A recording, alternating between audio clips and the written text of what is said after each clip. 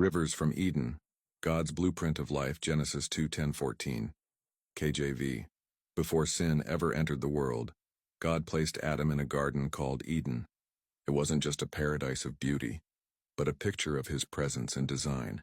Genesis tells us that out of Eden a river flowed, and from there it parted into 4 streams: Pison, Gihon, Hiddekel, and Euphrates. At first glance, these may look like mere geographical details, but Scripture never wastes words. These rivers were God's way of showing us a blueprint of how his life flows.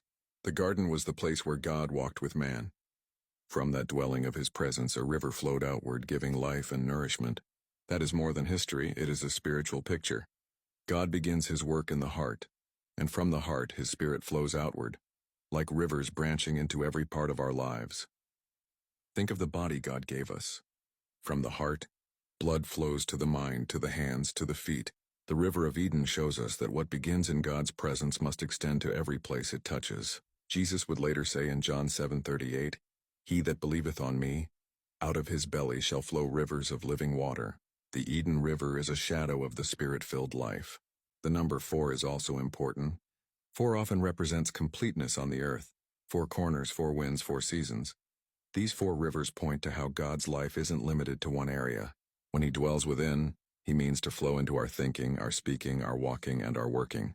Nothing is left untouched by his presence. The tragedy of sin is that it dammed up the flow. Instead of life flowing outward, selfishness and death spread. But Christ came to restore what was lost. When the Spirit is poured into us, the rivers flow again. Not from Eden's soil, but from within the believer's heart. This first glimpse of rivers in the Bible shows us God's intent. His presence produces life, and that life is meant to spread. The question for us is simple. Is his river flowing through us? Are our lives channels of his Spirit, reaching others with his life? Or have we allowed sin and self to block the flow? God's blueprint has not changed. From his presence, life still flows, and when we abide in him, we too become like rivers of living water in a dry and thirsty land.